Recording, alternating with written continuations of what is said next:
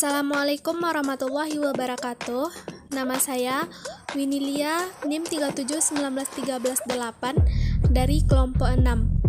Baiklah, saya akan menjelaskan materi mengenai metode harga pokok pesanan. Metode harga pokok pesanan adalah metode untuk memproduksi produk dan menentukan harga pokok produk perusahaan berdasarkan pesanan dari konsumen. Sedangkan tujuannya adalah agar perusahaan dapat menentukan harga pokok produk dari setiap pesanan konsumen, baik harga pokok secara keseluruhan dari tiap-tiap pesanan maupun untuk persatuan. Karakteristiknya yaitu: 1. Produk yang dihasilkan sesuai pesanan atau permintaan dari konsumen. 2. Persediaan di gudang hanya untuk memenuhi pesanan saja. 3. Produksinya terputus-putus. 4. Produk yang telah selesai langsung diberikan kepada pemesan. Berikutnya, manfaat informasi harga pokok produksi per pesanan. 1. Menentukan harga jual yang akan dibebankan kepada pemesan. 2. Mempertimbangkan penerimaan atau penolakan pesanan. 3. Memantau realisasi biaya produk. 4. Menghitung laba atau rugi tiap pesanan. 5. Menentukan harga pokok persediaan produk jadi dan produk dalam proses yang disajikan dalam neraca. Kartu pesanan atau kartu harga pokok.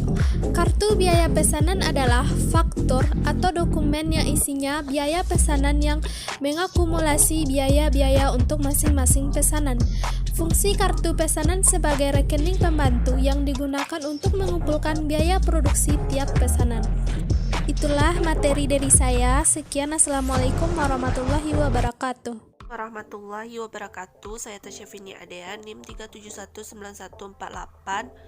Di sini saya akan memaparkan mengenai contoh kasus dari penyelesaian metode harga pokok pesanan.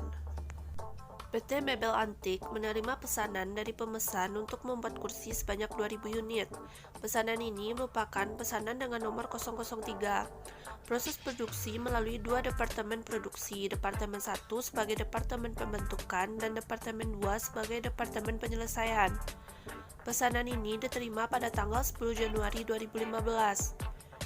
Informasi berikut berhubungan dengan pesanan 003 tersebut. Pembelian bahan baku 1 Januari 2015 yaitu 200 meter kubik kayu dikali Rp500. Pembelian 3 Januari 2015 yaitu 300 meter kubik kayu dikali Rp650. Selanjutnya pembelian 7 Januari 2015 yaitu 700 meter kubik kayu dikali Rp550. Permintaan bahan baku di bagian gudang untuk Departemen 1 sebanyak 1.200 meter kubik kayu. Jumlah jam kerja langsung pada Departemen 1 yaitu 1.200 jam. Untuk upah langsung per jam dikali Rp2.000. Dan jam mesin yang digunakan adalah 450 jam. Selanjutnya untuk jumlah jam kerja langsung pada Departemen 2 yaitu 2.000 jam. Upah langsung per jamnya yaitu Rp1.500. Dan jumlah mesin yang digunakan adalah 0.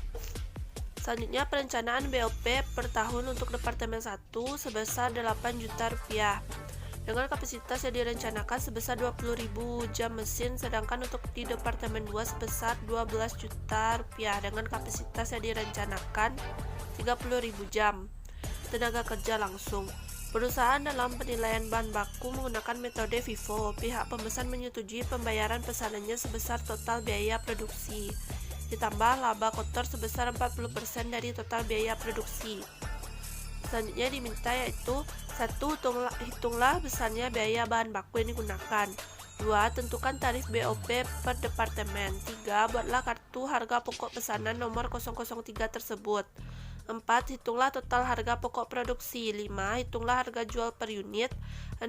Buatlah jurnal yang dibutuhkan. Untuk jawabannya yaitu yang pertama, penggunaan bahan baku sebanyak 1.200 meter kubik kayu dengan perincian sebagai berikut.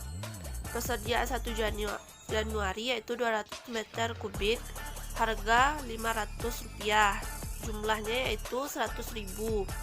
Pembelian 3 Januari 300 meter kubik dengan harga Rp650, dengan jumlah Rp195.000. Selanjutnya pembelian 10 Januari 700 meter kubik dengan harga Rp550. Totalnya itu Rp385.000.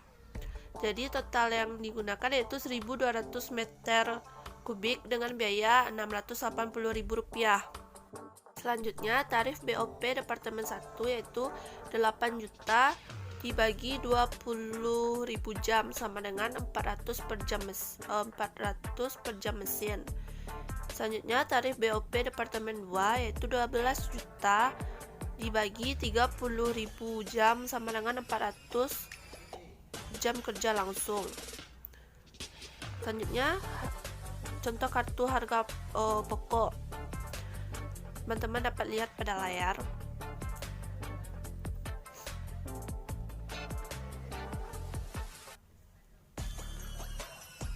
Selanjutnya, jumlah biaya produksi untuk pesanan nomor 003 adalah biaya bahan baku yaitu 680.000, biaya tenaga kerja langsung yaitu 5.400.000, biaya overhead pabrik yaitu 980.000. Yang semuanya jika ditotalkan menjadi Rp7.060.000. Selanjutnya harga jual per pesanan sama dengan 140% dikali 7.060.000 dibagi 2.000 unit sama dengan Rp4.942 per unit. Total harga jika terjual semuanya sama dengan 2.000 unit dikali Rp4.942 sama dengan Rp9.884.000. Selanjutnya untuk jurnal yang dibutuhkan, teman-teman dapat melihat pada layar.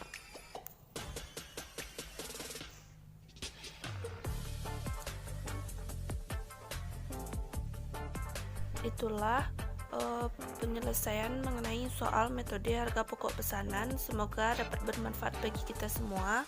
Atas perhatiannya, terima kasih. Wassalamualaikum warahmatullahi wabarakatuh. Baiklah, saya Olivia akan menjelaskan bagian yang terakhir, bagaimanakah penerapan atau realisasi dari harga pokok pesanan dalam kehidupan sehari-hari. Setiap mempelajari materi, tentunya kita harus mengetahui bagaimanakah penerapannya di dalam kehidupan sehari-hari kita. Yang pertama, untuk menentukan harga jual produk. Dengan diketahuinya harga pokok produk maupun per unit, maka dapat ditentukan pula laba yang diinginkan untuk ditambah ke dalam harga pokok produk tersebut sebagai harga jual. Dari biaya produksi yang sebenarnya, maka dapat diadakan perbandingan dengan biaya produksi atau harga jual dari perusahaan sejenis lainnya yang merupakan pesaing.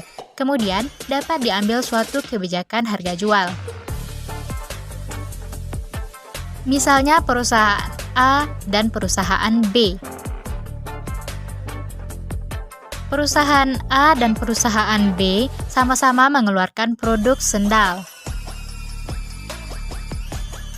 Perusahaan A menjual sendal dengan harga Rp15.000.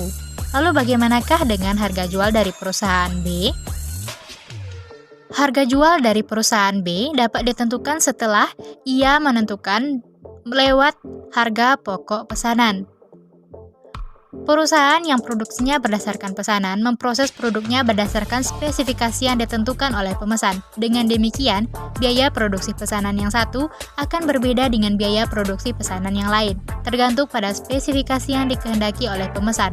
Oleh karena itu, harga jual yang dibebankan kepada pemesan sangat ditentukan oleh besarnya produksi yang akan dikeluarkan untuk memproduksi pesanan tertentu. Maka dari itu, perusahaan B dapat mengetahui berapakah harga jual yang akan mereka tentukan terhadap produk mereka. Yang kedua adalah untuk mempertimbangkan penerimaan atau penolakan pesanan.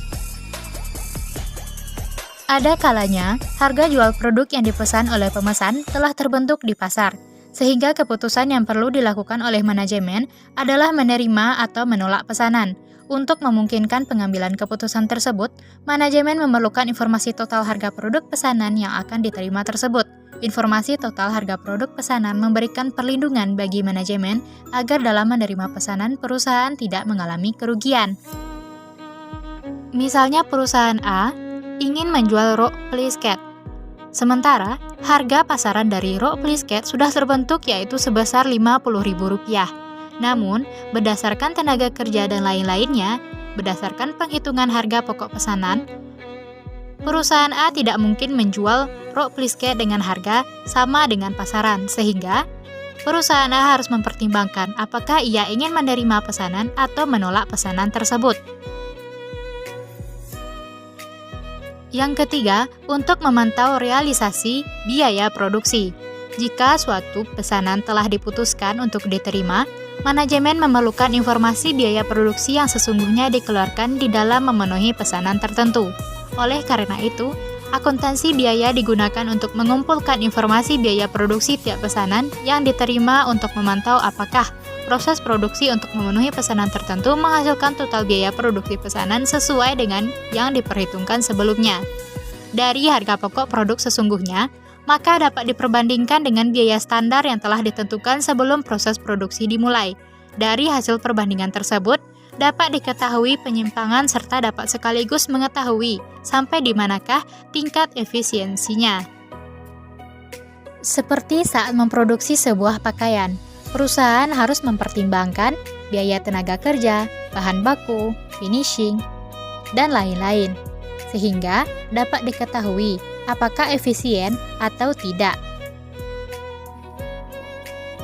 Yang keempat, untuk menghitung laba atau rugi periodik. Manajemen memerlukan informasi biaya produksi yang telah dikeluarkan untuk memproduksi produk dalam periode tertentu. Informasi biaya tersebut untuk mengetahui apakah kegiatan produksi dan pemasaran perusahaan dalam periode tertentu mampu menghasilkan laba bruto atau rugi bruto. Selanjutnya, untuk mengetahui kontribusi produk dalam menutup biaya non-produksi dan menghasilkan laba atau rugi tiap periode. Misalnya produsen sepatu.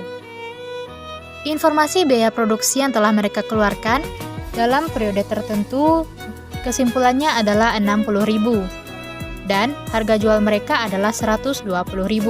Maka bisa dipastikan bahwa tiap periode mereka menghasilkan laba, sehingga mereka akan terus melanjutkan produk itu. Yang kelima, untuk menentukan persediaan produk jadi dan produk dalam proses yang disajikan dalam neraca. Pada penyajian laporan keuangan yang berupa neraca dan laporan rugi laba, harus ada unsur harga pokok persediaan produk jadi dan harga pokok produk yang pada tanggal neraca masih dalam proses. Berdasarkan catatan biaya produksi tiap periode, manajemen dapat menentukan biaya produksi yang melekat pada produk jadi dan yang belum laku dijual pada tanggal neraca. Berdasarkan catatan tersebut, manajemen dapat pula menentukan biaya produksi yang melekat pada produk yang pada tanggal neraca masih dalam proses pengerjaan. Contohnya adalah pakaian jadi dan harga dari yang belum jadi, yang itu yang masih di dalam proses. Maka, untuk menentukan persediaan produk jadi dan produk dalam proses yang disajikan dalam neraca diperlukanlah harga pokok pesanan tersebut. Sekian penjelasannya, terima kasih.